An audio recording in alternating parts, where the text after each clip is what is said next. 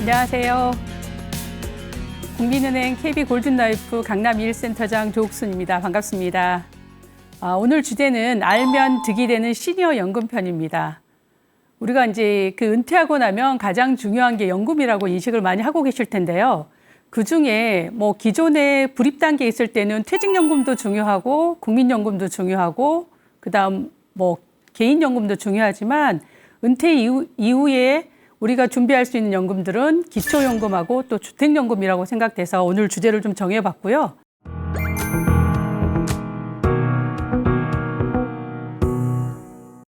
노후의 이제 첫 번째 챕터는 노후의 연금이 운명을 가른다입니다. 아마 느끼고 계신 분도 계실 거고 아직 여유가 있어서 전혀 이렇게 생각하지 않고 있는 경우도 많을 텐데요. 한번 왜 중요한지 같이 보겠습니다. 첫 번째, 은퇴 후에 우리가 가장 중요한 거는 뭐라고 생각하세요? 그게 이제 건강과 돈 또는 하나 더 붙이면 외로움이라고 하는데, 건강과 돈이 해결되지 않으면 그 정서적인 부분에 대한 여유는 없는 것 같아요. 그래서 건강한데 돈이 없다. 그러면 행동 반경이 줄어들어서 행복하지 않아요. 근데 돈은 있는데 건강하지 않다. 그럼 어떻게 되죠?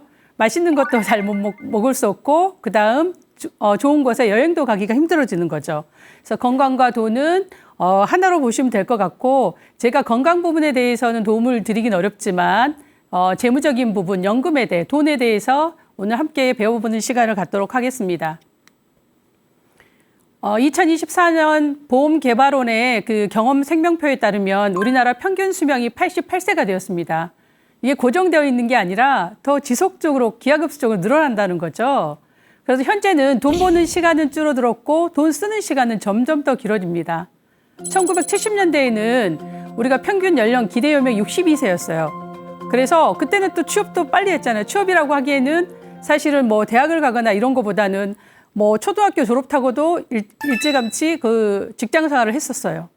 그리고 이제 평균 수명은 62세였기 때문에 편하게 노후를 준비하거나 이럴 생각을 할 필요가 없었거든요. 근데 2020년대는 평균 수명이 76세로 늘어나고 2010년도에는 평균 수명이 80세. 그리고 이제 작년 같은 경우에는 평균 수명이 88세로 늘어났어요. 돈을 버는 시간, 즉 우리가 30대부터 기준을 한다면 대학을 졸업하고 남성분들은 군대를 갔다 오고 30대부터 취업을 한다라고 하고 55세 때 은퇴를 한다고 가정을 하면 한 25년은 돈을 버는 시간, 나머지 시간은 돈을 쓰는 시간이 길어진 거예요. 그거에 대한 대비책이 필요하다는 거고, 이제 그래서 오늘 주제가 연금으로 해석하시면 될 것 같습니다. 최근 이데일리 기자 5월달 기사를 보면 선진국이라고 얘기하는 OECD의 평균 노인 빈곤율은 15%예요. 근데 우리나라 같은 경우에는 무려 40%에 육박을 합니다. 2배 이상 되는데 이 가난한 노인의 나라 한국 어떻게 돼야 돼? 그래서 이제 각광받는 게 기초연금을 개편해야 된다고 하고 주택연금을 또 활용해야 된다고 합니다. 그럴 수밖에 없는 상황이죠. 기초연금을 개편한다는 건 뭐냐면 좀 더 빨리 받게 해주고 좀 더 연금을 늘려주는 그런 방법이겠죠. 주택연금도 마찬가지입니다. 이제 주택연금과 기초연금에 좀 차이가 있다면 우리가 기초연금은 물가상승률을 반영해서 매년 금액이 올라가요. 근데 주택연금 같은 경우에는 처음 시작한 그 연금이 평생 종신으로 받긴 하지만 물가상승률을 반영해 주지는 않고 있죠. 그래서 그런 부분에 대한 개편과 고민을 하고 있다고 생각을 하시면 될 것 같습니다. 이제 작년에 80대 이상, 이제 최근 기사도 80대 이상 어르신들이 주택연금을 가장 많이 타갔다고 해요. 그래서 월 한 120만 원씩 따박따박 이렇게 기사가 났는데, 그럴 수밖에 없는 게 우리가 일단은 내가 현금 자산부터 활용을 하시게 되잖아요. 그리고 또 이렇게 오래 살 줄 모르셨잖아요. 이렇게 오래 살 줄 모르셨다가 이제 현금이 다 떨어지면 어떻게 되죠? 내 집을 자녀에게 물려주고 싶은 마음은 많았으나 사실은 다들 부모님들이 그렇잖아요. 내 집 한 채 있는 거 내 자녀가 좀 풍요롭게 살 수 있도록 그렇게 물려주는 경우가 많았는데 그렇게 할 수가 없는 거예요. 내가 자녀한테 집을 상속하게 증여를 하게 되면 결국은 내 노후는 또 자녀가 책임을 져야 되는 거거든요. 그래서 수명이 길어지다 보니까 주택연금을 활용할 수밖에 없었다 이렇게 보시면 될 것 같습니다. 네, 우리나라 노후를 지탱해주는 5단계 연금에 대해서 잠깐 기본적인 사항이니까 보고 가겠습니다. 3층 연금 제도라고 하면 첫 번째 1층의 국민연금, 퇴직연금, 개인연금이에요. 1층부터 3층 같은 경우에는 내가 재직 당시에 소득이 있었을 때 불입을 하고 그 이후에 이제 은퇴했을 때 찾는 거라면 0층에 있는 기초연금과 4층에 있는 주택연금은 은퇴 후에 그 정부에 대한 국가 지원해 주는 사항, 또 최후의 보루인 주택을 담보로 해서 연금을 받는 그렇게 총 5단계 연금 체계로 좀 봐주시면 될 것 같고요. 여기서 이제 국민연금과 기초연금이 조금 다른 차이를 좀 보면 국민연금은 주체가 국민연금관리공단이 되는 거고 기초연금은 보건복지부예요. 그래서 국민연금은 내 돈을 지금까지 그 소득이 있었을 때 납입했던 돈을 가지고 평생 연금을 받게 되는 거고 기초연금은 복지로 그 국가에서 지원을 해주는 겁니다. 그래서 2번과 3번의 개인연금과 퇴직연금은 내가 소득 당시에 그 불입했던 돈을 가지고 불입한 돈만큼 찾아가는 거예요. 그래서 평생 찾는 개념은 아니고 그 돈이 다 연금으로 소진됐을 때는 연금 멈추는 거죠. 그렇게 해서 우리가 노후를 지탱하는 5단 연금에 대해서 알아봤습니다.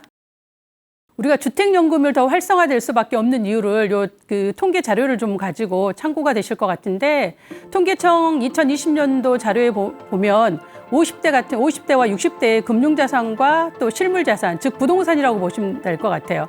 그 자산의 비율을 좀 한번 보겠습니다. 50대 같은 경우에는 금융자산이 한 25%, 또 평균 소득은 1억 3천만 원 정도였습니다. 실물자산 비중은 75% 정도 돼요. 그래서 부동산이 월등히 많고 내가 현금 유동화를 시킬 수 있는 부분은 별로 없었던 거죠. 60대 같은 경우에는 금융자산이 더 심각해요. 왜냐하면 앞서서 썼기 때문에 그런 거고요. 금융자산 비중은 9천만 원이고 그다음 실물자산은 81%나 되죠. 그래서 주택연금을 활용할 수밖에 없다, 노후에는. 이렇게 봐주시면 될 것 같습니다.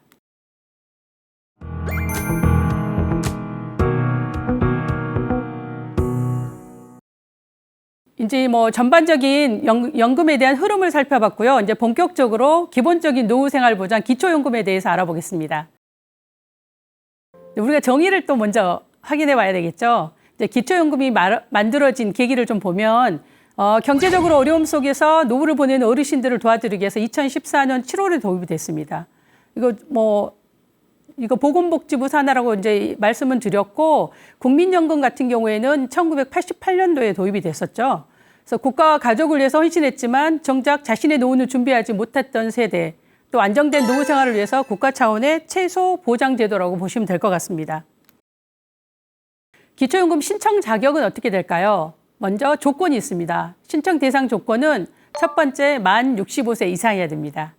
두 번째는 대한민국 국적을 가진 국민이어야 되고요. 그다음 또 국내에 거주하고 계셔야 돼요. 그리고 정부가 정한 소득 인정액이 있어요. 소득 인정액 기준 이하일 때 기초연금 신청 자격이 주어지고, 그럼에도 불구하고 이 세 가지 조건을 만족했더라도 공무원 연금을 받고 계시거나 군인연금, 사학연금을 받고 계시는 본인 또는 배우자는 기초연금 자격에서 제외됩니다. 여기서 말하는 소득 인정액이란 뭐냐면 내가 가지고 있는 소득 평가액에다가 또 재산을 합산해서 소득으로 환산해서 인정된 소득 금액이라고 보시면 되고요. 여기에 포함되는 항목들은 근로소득, 그다음 공적연금, 국민연금 같은 걸 얘기를 하고요. 그다음 금융소득, 이자하고 배당소득, 또 재산소득, 부동산이나 자동차, 예금 등이 소득 인정액에 다 포함된다고 보시면 될 것 같습니다. 다음은 기초연금 선정 기준과 또 월 최대 수령액은 얼마인지 한번 보겠습니다. 선정 기준은 단독 가구인 경우에는 월 228만 원 이하여야 되고요.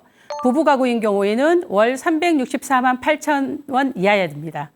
그럼 연금은 얼마나 받게 될까요? 이제 물가 상승률 매년 반영해서 올해 2025년도에는 단독 가구인 경우에는 34만 2,510원이고요.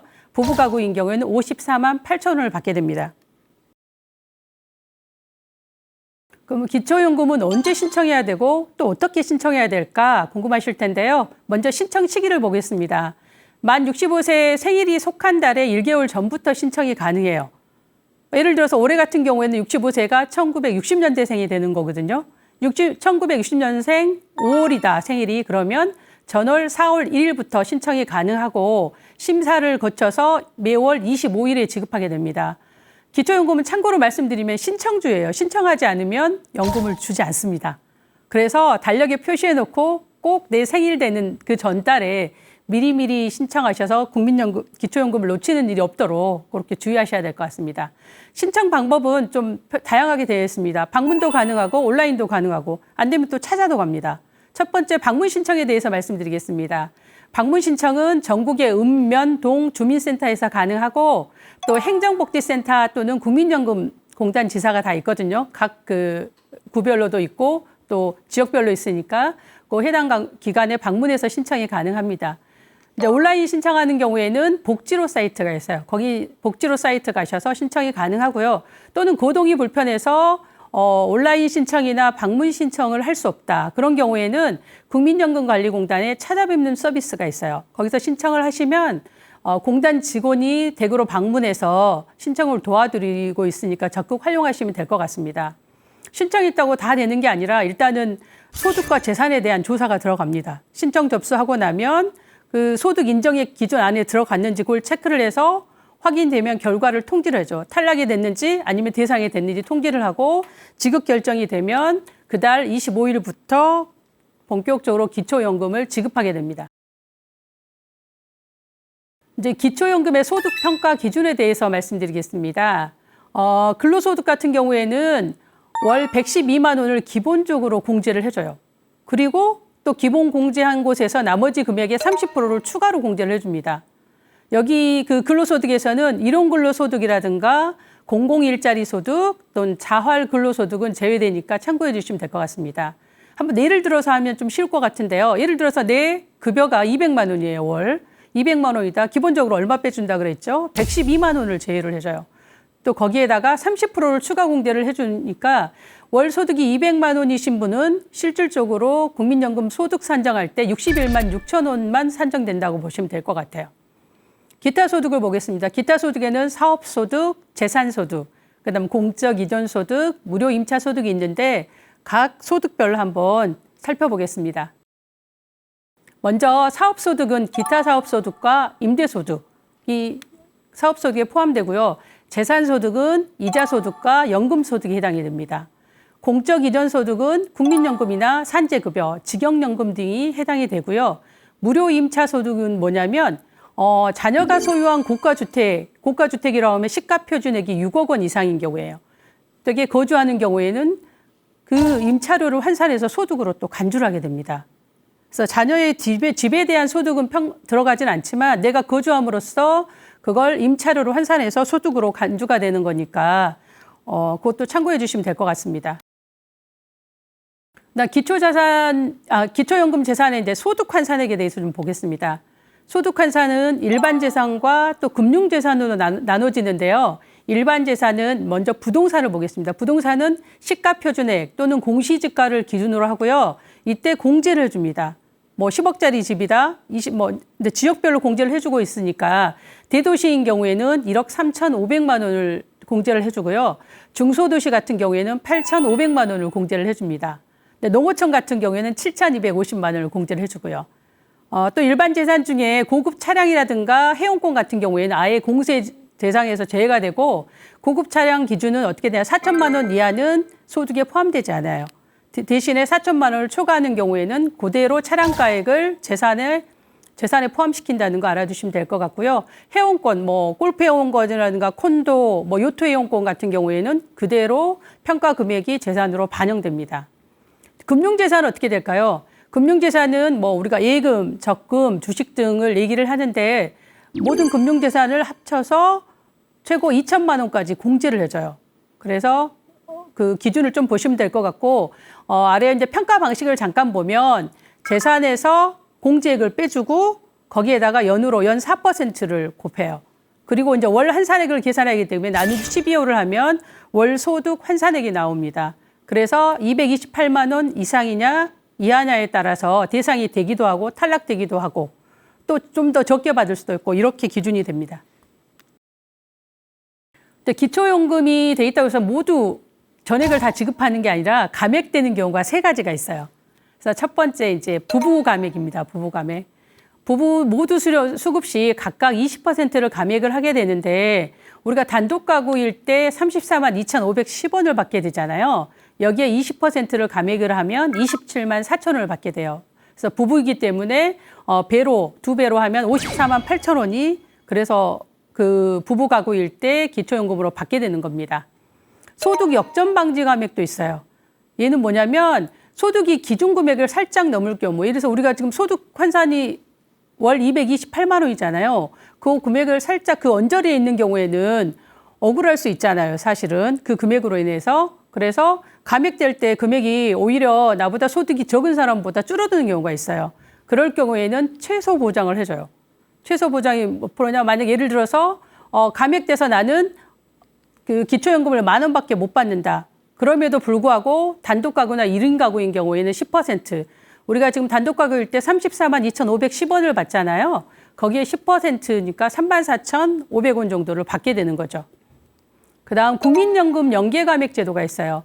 국민연금 연계감액은 뭐냐면 국민연금 수령액이 기준금액의 150%를 초과 시에 감액을 해줍니다.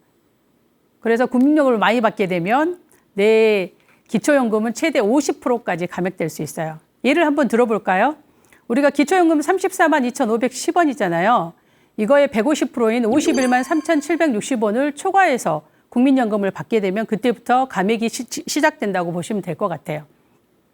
아까 소득 역전 방지 감액에 대해서 사례를 들어서 좀 잠깐 보겠습니다. 지금 내용을 보시면은 4가지 사례가 나와 있는데 첫 번째 내가 월 소득과 그다음 기준 연금액을 합쳐서 선정 기준액 228만 원을 초과하지 않으면 전체 그 기준 연금액을 다 받게 됩니다. 그래서 첫 번째 100만 원 받으신 분, 두 번째 193만 7,490원을 월 소득을 가지고 계신 분들은 두 분 다 228만 원 선정 기준액 이하이기 때문에 우리가 총 받을 수 있는 최대 34만 2,510원을 모두 기초연금을 수령하게 되고요. 만약에 월 소득이 200만 원이었던 분들은 기준연금액을 합하면 합계가 234만 2,510원이 되는데 우리가 선정 기준액 228만 원보다 많기 때문에 그 차액만큼 감액이 돼요. 그래서 그 차액이 6만 2,510원으로 실제적으로 이런 분들은 기초연금을 28만 원만 수령하게 되는 거죠. 그러면 이제 227만 원, 월 소득이 227만 원인 경우에는 기준연금액 34만 2,510원을 더하게 되면 합계가 261만 2,570원이에요. 그래서 선정 기준 228만 원하고 그 차액이 33만 2,510원이어서 실제 수령할 수 있는 금액은 10,000원밖에 안 되는데요. 이때 이제 그 소득 역전 방지 감액 실제 사례를 활용을 한다면은 최소 34,000 10%인 34만 2,510원의 10%인 34,250원 이하로 나오는 경우에는 이분은 좀 전에 10,000원으로 실제 받아야 할 산식상으로는 10,000원이지만 실수령액이 10% 이하로 34,250원을 지급하게 됩니다. 그래서 200만 원과 227만 원의 간극을 많이 줄여주는 거고요. 대신에 이제 그 선정 기준액 228만 원을 초과하신 분들은 기초연금 대상에서 탈락되니까 참고하셔서 보시면 될 것 같습니다. 다음으로 넘어가겠습니다. 네, 기초연금 자주 묻는 질문 Q&A를 가지고 좀 말씀드릴게요. 많이 궁금해하시는 것들만 좀 뽑아봤는데요. 첫 번째, 기초연금은 65세가 되면 자동 지급되나요? 그랬어요. 기초연금은 제가 신청주의라고 말씀드렸어요. 그래서 신청하지 않으면 기초연금을 드리지 않아요. 반드시 신청해야 되는 거고요. 신청 대상이 되어도 신청을 하셔야 되는 거고, 이제 신청 시점은 생일이 속한 달에 1개월 전부터 가능하다고 말씀을 드렸습니다. 그래서 예를 들어서 1960년생이 올해 해당이 되는데 7월생이라고 하면 6월 1일부터 신청이 가능하고 또 심사를 거쳐서 7월부터 지급받게 됩니다. 두 번째는 국민연금 받으면 기초연금을 못 받게 되나요? 라고 질문을 주셨는데요. 받을 수 있습니다. 단 국민연금 수령액이 많으면 기초연금은 감액이 되는데요. 최대 기초연금 수령액에 따라서 50%까지 감액될 수 있습니다. 세 번째 질문은요. 기초연금 대상에서 탈락하면 다시 신청 못 하나요? 그랬어요. 아니, 한 번 신청해서 탈락되면 영원히 못 받으면 억울하겠죠. 다시 신청 가능합니다. 그래서 소득이나 재산은 우리가 그 나이가 들수록 점점 내 소득은 줄어들 수 있잖아요. 그래서 기초연금 신청 대상에 포함될 가능성이 높아요. 변동되면 언제든지 다시 신청할 수 있고요. 이때 탈락됐을 때 수급 희망 이력 관리 제도라고 있어요. 이걸 미리 신청해 놓으시면 추후에 대상이 되는 경우에 자동으로 연락을 받으실 수 있으니까 탈락됐다고 너무 서운해하지 마시고 반드시 수급 희망 이력 관리 제도를 통해서 재신청 안내를 받으시기 바랍니다. 네 번째는 기초생활수급자도 기초연금 받을 수 있나요? 그랬어요. 받을 수 있습니다. 다만 기초연금을 기초생활수급자에게는 기초연금도 소득으로 간주가 돼요. 그래서 생계급여 등 기초생활보장급여에 영향을 줄 수가 있어요. 줄어들 수 있다는 얘기죠. 그래서 유불리를 좀 따져서 판단하시면 될 것 같습니다. 자녀 소득이 많으면 기초연금을 못 받나요? 그랬어요. 아닙니다. 자녀 소득은 고려되지 않고 있고 본인과 배우자 소득과 재산에 대해서 조사해서 판단을 합니다. 다만 자녀 소유 고가주택의 무상거주 시 무료 임차 소득으로 간주한다고 좀 말씀을 드렸어요. 그래서 자녀 집에 거주하니까 소득으로 간주되지 않겠지가 아니라 그 재산에 대해서는 소득으로 간주되지 않지만 내가 거기 거주함으로써 그 임차 소득으로 간주가 돼서 평가를 받게 됩니다. 주택연금 신청하면 기초연금을 못 받게 되나요? 그랬어요. 동시에 받을 수 있습니다.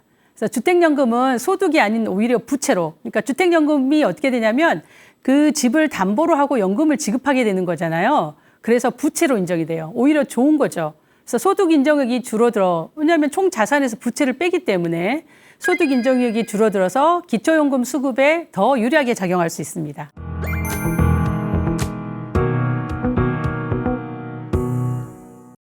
주택연금의 정의를 먼저 살펴보겠습니다. 주택 소유자가 집을 담보로 맡기고 내 집에 계속 살면서, 중요하죠. 내 집에 계속 사는 거. 평생 동안 종신으로 매월 연금을 받을 수 있는 제도고요.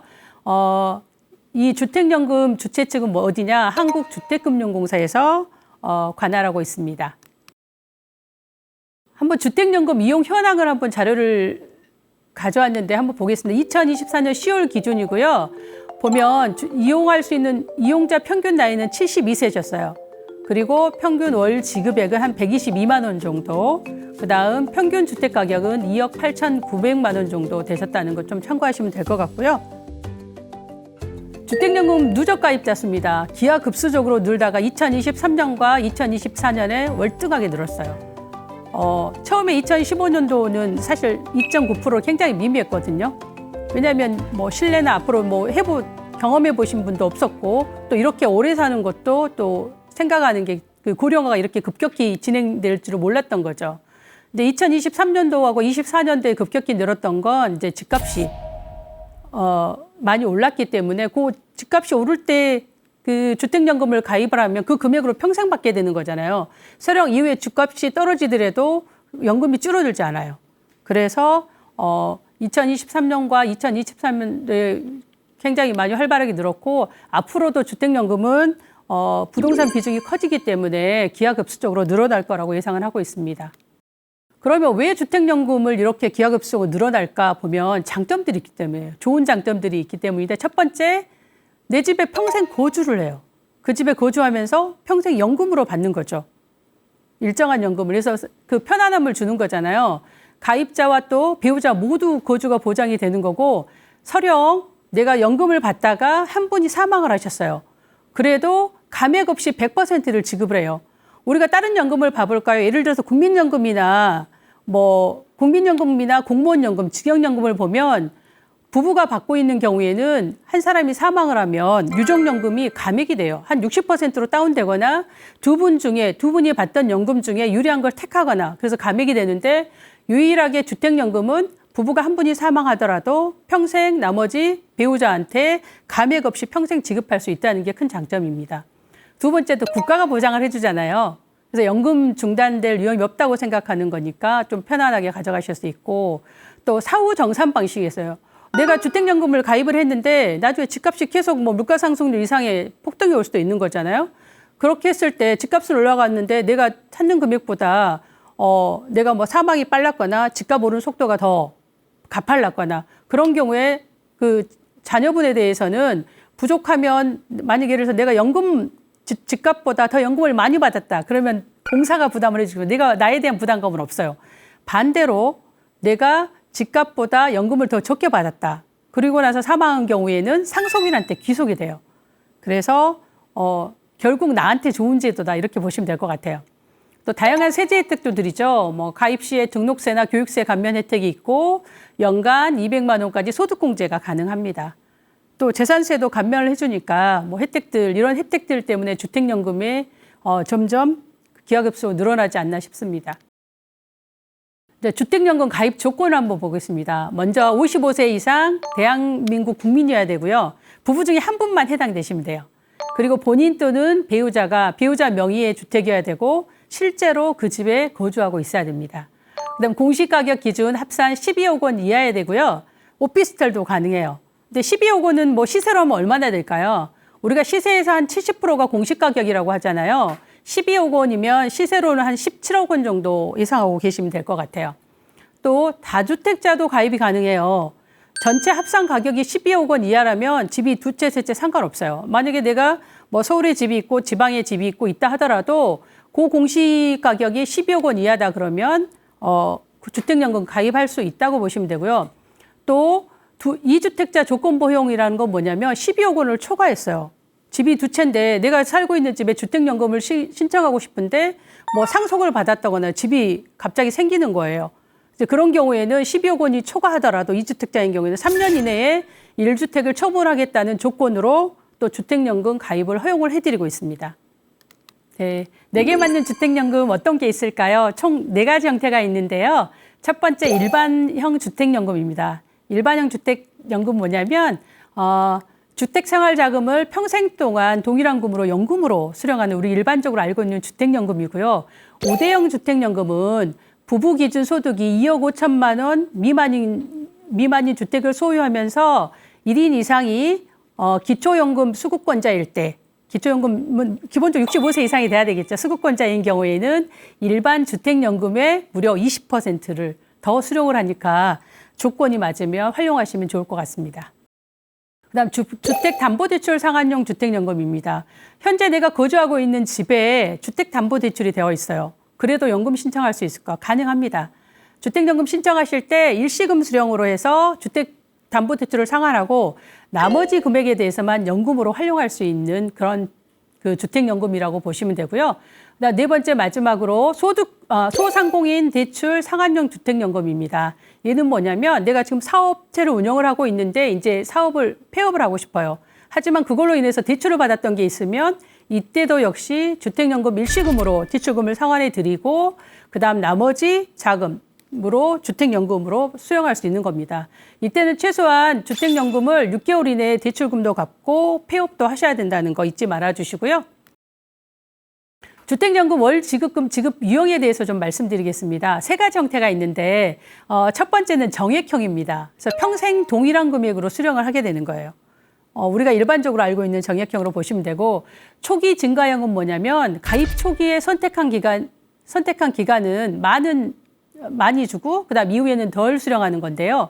초기엔 예를 들어서 내가 55세 때 하면은 뭐 여행도 많이 다니고 쓰실 일이 많잖아요. 그때 많이 쓰고 그다음 내가 이제 나이 들어서 예를 들어 70세 넘거나 그러면 행동 반경이 줄어들 때는 덜 쓸 수 있잖아요. 그래서 초기에 여유 있을 때 쓰고 그다음 나머지 기간 동안은 좀 덜 받으면서 그렇게 활용하시는 거고 정기 증가형은 초기 증가형하고 좀 반대급부로 생각을 해주시면 될 것 같고 3년마다 4.5%씩 일정하게 증가한 금액을 수령을 합니다. 근데 이런 경우에 활용하시는 경우에는 보통 의료비가 계속 그 질병이 있다거나 의료비가 증가하거나 그런 경우에 주택연금 형태로 많이 활용을 하고 계십니다. 주택연금의 연금액 결정 기준은 뭘까요? 크게 2가지로 보시면 될 것 같습니다. 가입 시점의 연령과 담보주택의 가격입니다. 그래서 가입 시점의 연령은 부부 중에 연소자 기준으로 연령이 산정이 되고요. 담보주택 가격은 부동산 테크 시세, 이게 한국주택감정원이거든요. 그래서 부동산 테크 시세, 거기에가 없으면 KB 시세를 활용하고 KB 시세가 없으면 공시가격 순으로 순차적으로 적용을 합니다. 감정평가액은 6개월 이내 기준으로 하게 되고요. 가입 시점의 연령이 높을수록 높을수록 연금을 더 많이 수령하게 되겠죠. 왜냐하면은 남아있는 수령할 수 있는 연령이 더 낮기 때문에 그런 거고요. 그다음 담보주택 가격이 높을수록 또 연금 수령액은 증가한다고 보시면 되겠습니다. 이제 주택연금 월 지급금 궁금하실 텐데요. 2025년 3월 기준으로 일반 주택이고 그다음 종신으로 지급한다고 가정을 하고 정액형으로 기준했을 때 함께 보겠습니다. 좀 전에 말씀드렸듯이 연령이 높을수록 연금이 증가한다고 말씀을 드렸습니다. 동일한 주택 가격이라도 55세 때 받는 것보다 70세, 그때 받는 것보다 80세가 수령액이 더 많아지는 건 당연한 이치겠죠. 70세 기준으로 월 지급액을 한번 보겠습니다. 3억 주택이다, 공시가 3억 원 주택이다 그러면 89만 2천 원 정도 수령하게 되고요. 9억 원인 경우에는 267만 7천 원, 그다음 12억 원인 경우에는 327만 5천 원 정도 수령하게 되니까 참고하시면 좋을 것 같습니다. 이제 80세 기준으로 최고 수령액은 얼마인지 궁금하시죠? 80세 기준으로 12억 원의 주택이다 그러면 월 거의 400 정도 수령을 하게 되시는 거예요. 393만 6천 원 수령을 하시는 거니까. 그래서 앞서 말씀드렸듯이 주택 가격이 높을수록 또 연금이 증가한다는 거, 그다음 내 나이가 높을수록 연금액이 증가한다는 거 알고 계시면 될 것 같습니다. 이제 막바지 왔는데요. 주택연금 자주 묻는 질문 Q&A. 이제 궁금하시는 것만 짚고 넘어가겠습니다. 주택연금 이용 중에 집값이 오르면 연금액이 올라가나요? 그랬어요. 그렇지 않습니다. 얘가 이제 주택연금에서 아쉬운 건 좀 그런 것 같아요. 우리가 기초연금이나 국민연금 같은 경우에는 물가에 연동해서 늘상 매년 오르거든요. 근데 얘는 처음에 가입했을 때 지급하기로 한 금액을 변동되지 않고 평생 지급하게 되는 겁니다. 그래서 집값이 오르거나 내리더라도 연금액은 동일하다는 거 알고 계시면 될 것 같고요. 두 번째, 나이에 따라서 수령액이 달라지나요? 그랬어요. 네, 맞습니다. 주택 가격이 같다면 연령이 높을수록 수령액이 올라가고 낮을수록 수령액은 줄어들게 됩니다. 부모님이나 자녀 명의로 주택으로도 가입이 되나요? 그랬어요. 아니요. 이때는 불가능합니다. 반드시 본인 또는 배우자 혹은 부부 공동 명의여야지 주택연금은 가입이 가능하십니다. 네 번째 질문은 주택연금 수령 중에 이사를 가도 되나요? 그랬어요. 네, 이사 갈 수 있어요. 예전에는 못 갔어요. 그 집에 평생 살다가 아니면 상환하고 갔었어야 됐거든요. 근데 이제 그 제도도 날로 개선되는 것 같아요. 네, 가능하고요. 새 집으로 담보주택 변경 신청 시 기존 주택과 동일하게 연금 수령이 가능합니다. 근데 다만 새로 이사 간 집의 주택 가격이 높으면 높거나 낮으면 그 주택 가격에 따라서 연금액은 조정될 수 있습니다. 다섯 번째 질문은 실버타운으로 이주해도 되나요? 그랬는데요. 네, 가능합니다. 또 사전 승인하고 나서 이주하시면 가능하고요. 오히려 또 기존 주택에 대해서는 임대 수익을 활용해서 내가 실버타운 입주하실 때 필요한 자금으로도 활용할 수 있으니까 참고하시면 좋을 것 같습니다. 여섯 번째, 주택담보대출이 있어도 가입할 수 있나요? 네, 가능합니다. 그 주택 상환용 주택연금이 따로 있다고 제도가 있다고 말씀을 드렸고요. 일부 연금을 일시로 인출해서 담보대출을 상환을 하고 나머지 금액에 대해서만 평생 연금으로 수령할 수 있습니다. 지금까지 기초연금과 또 주택연금에 대해서 알아봤습니다. 아마 좀 새로운 것도 보이셨을 거고 이미 알고 계셨던 부분도 있었을 건데 잘 활용하시면은 유용하게 쓸 수 있다고 생각을 하고요. 지금까지 그 연금에 대해서 중요한 얘기들을 많이 해드렸는데 왜 연금이 중요한지 자료가 있어서 한번 같이 보는 시간을 갖도록 하겠습니다. 목돈과 연금의 차이를 한번 같이 볼게요. 좀 10가지 이유가 있다는데 첫 번째, 목돈은 내가 지켜야 하는 거고 연금은 나를 지켜주는 거. 동의하십니까? 저는 되게 동의하거든요. 그래서 목돈보다는 내 연금은 또 평생 나를 지켜주는 거잖아요. 목돈은 한 방에 움직일 수도 있는 거고. 두 번째, 목돈을 가진 사람은 불안해요. 왜 불안하고 연금을 가진 사람은 꿈이 있어요. 왜냐하면 이제 예전에 저희도 직원들도 이제 퇴직할 때 퇴직금을 목돈을 받잖아요. 목돈을 받으면 계속 일을 하셨던 분들이니까 일을 하고 싶어 하세요. 그러면 주변에서 이렇게 자꾸 제의를 하시죠. 회사에 투자하라, 어디에 투자하라. 그래서 투자했다가 낭패 보신 분들을 많이 봤거든요. 그래서 그분들이 하시는 얘기가 그래요. 절대 퇴직금 깨지 말고 연금에 넣어서 연금으로 받아라고 얘기하시거든요. 그래서 저는 이제 이번에 되게 동의를 하고요. 세 번째, 목돈은 현재 부자고 연금은 평생 부자가 되는 거예요. 목돈은 계속 줄어들잖아요, 사실은.